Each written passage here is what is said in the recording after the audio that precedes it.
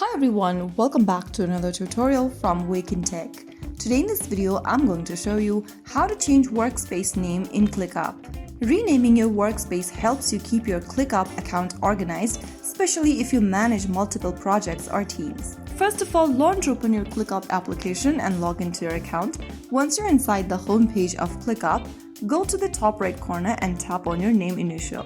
Now click on Edit Profile. And now under Profile and Settings menu, tap on Settings. Under Settings tab, click on Edit Workspace Info.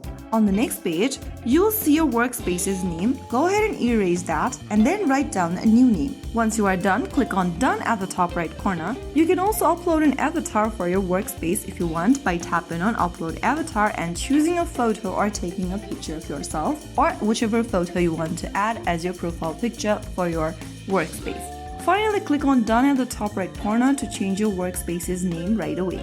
And there you will be able to change your workspace's name easily and quickly. If you found the video helpful, don't forget to like, share and subscribe to our channel. I will be back again in the next episode. Thank you for watching.